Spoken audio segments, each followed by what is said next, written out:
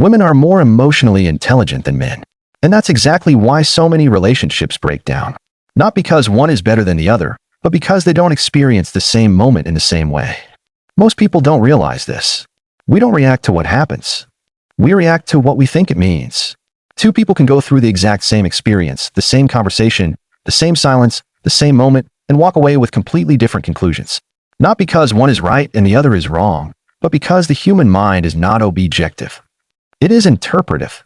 What we feel is shaped by what we believe is happening beneath the surface. And those beliefs are influenced by biology, past experiences, emotional conditioning, and deeply rooted psychological patterns. This is where the difference between men and women becomes more noticeable. Not in value, not in intelligence, but in how meaning is created. At a psychological level, men and women often process experiences differently. Men tend to process information more linearly. Something happens, and the mind moves toward a solution. There is a tendency to simplify the situation and reduce it to action. Women tend to process information more holistically. The situation is not just what happened, but how it felt, what it meant, and how it connects to everything else. The emotional context becomes part of the experience, not separate from it. Neither is better. Neither is wrong. But they are not the same. So when something happens in a relationship, two different internal questions are often being asked. One person is asking, what happened, and how do we fix it? The other is asking, what does this mean, and how does it make me feel? And when those questions are not aligned, misunderstanding begins. People do not respond to reality. They respond to their interpretation of reality. Take silence. Silence is one of the most misunderstood experiences in human interaction. When a man becomes quiet, he may simply be thinking, processing, mentally stepping back to understand something or to solve a problem. For him, silence can feel like control, like clarity, like space to organize thoughts. But that same silence can be interpreted very differently by a woman. It can feel like distance, like emotional withdrawal, like something is wrong but not being said. It can trigger a search for meaning where no meaning was intentionally placed. So now two realities exist at the same time. One person is quiet for internal clarity. The other is reacting to what that quietness seems to represent. And the tension that follows is not created by silence itself, but by the meaning assigned to it. This is how most conflict actually begins. Not with actions, but with interpretations. And interpretations are rarely neutral. They are shaped by past experiences. If someone has experienced emotional distance before, silence does not feel neutral. It feels familiar. It feels like a pattern repeating itself. The brain does not just process the present. It compares it to the past. And when it finds similarity, it fills in the gaps. It completes the story before the full reality is even understood. This is why small moments can trigger big reactions. Because the reaction is not just to the moment. It is to everything that moment represents. Another difference appears in emotional processing. Men are often conditioned to regulate emotions internally, to stay composed, to maintain control, to deal with feelings privately and move quickly toward resolution. There is an unspoken pressure to solve, to fix, to move forward. Women are often conditioned to process emotions externally, to express, to communicate, to explore the feeling in order to understand it. For them, expression is not a loss of control. It is a path to clarity. So when an emotional situation arises, the responses can feel completely misaligned.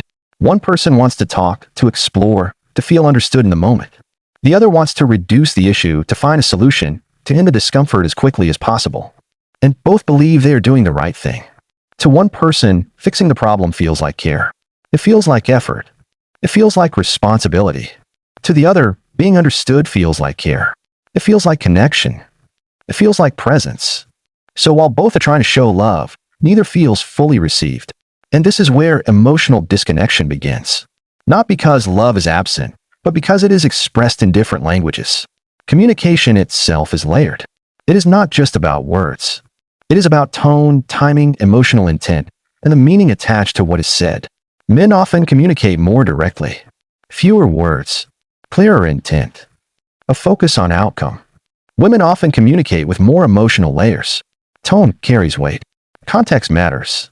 Meaning is shaped not just by what is said, but how it is said, when it is said, and what is felt underneath it. So a simple sentence can carry completely different meanings. Someone says, "I'm fine." To one person, that may genuinely mean nothing is wrong.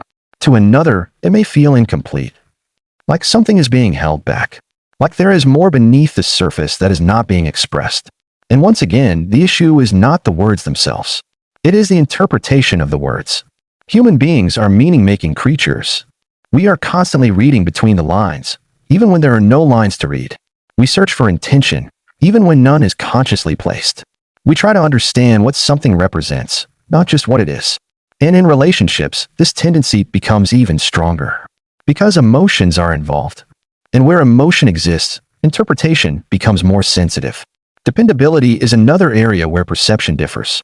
Most people think dependability is about being physically present, showing up, doing what needs to be done. But dependability is also emotional. It is about consistency, predictability, psychological safety. Men often express dependability through actions, providing, solving, being there in tangible ways. They measure reliability by what they do. Women often experience dependability through emotional presence, being attentive, being engaged, being consistent in connection. They measure reliability by how it feels. So one person may believe they are doing everything right. They are showing up. They are responsible. They are handling problems. And the other may still feel something is missing. Not because effort is absent, but because the form of that effort does not match the emotional need. And this creates confusion. Because from one perspective, everything is being done correctly. And from another, something essential is still lacking. This is why effort alone is not enough. Effort must be understood. And understanding requires awareness. Most people assume others think the way they do. They assume others interpret situations the same way. Misinterpretation strengthens over time. Because once the mind is uncertain, it stops taking things at face value. It starts searching for meaning beneath everything. And when meaning is not clearly communicated, it creates its own. Most of the time, that meaning is not neutral. It leans toward protection, toward caution, toward preparing for something negative, even if nothing negative was intended. This is why emotional consistency matters more than intensity. Grand gestures do not create safety. Consistency does. Because the brain does not trust what is occasional. It trusts what is repeated. And emotional safety is built through repetition, through predictable presence, through responses that feel aligned over time. This does not mean perfection. It means coherence. It means that your actions, your tone, and your emotional responses do not contradict each other in ways that create confusion. Because confusion is where insecurity grows. And insecurity changes behavior. When someone feels secure, they are open. They communicate freely. They express without hesitation. They trust the moment. But when security is uncertain, everything changes. They become more careful, more reserved, more analytical. Not because they want distance, but because they are trying to understand where they stand. This is why understanding emotional needs is not optional. It is foundational. Because effort that is not understood does not translate into connection. It creates imbalance. One person feels like they are giving everything. The other feels like something essential is missing. And both are confused. Because from their own perspective, they are trying. But they are trying based on their own internal system, not the other person's. This is where most relationships struggle. Not in effort, but in alignment. Because giving what makes sense to you is easy. But giving what is meaningful to someone else requires awareness. It requires stepping outside your own interpretation. It requires asking, not assuming.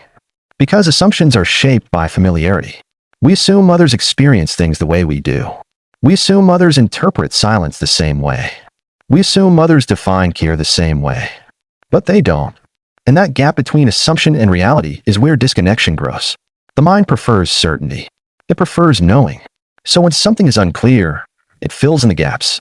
It creates explanations. It assigns meaning. And once that meaning is assigned, it feels real, even if it is not accurate. This is why communication is not just expression. It is clarification. It is not enough to say something. It has to be understood in the way it was intended.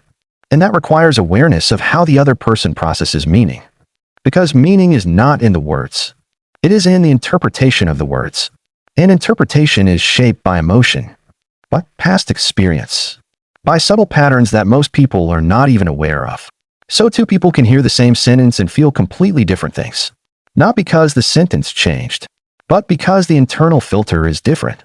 And unless that difference is recognized, misunderstanding becomes repetitive.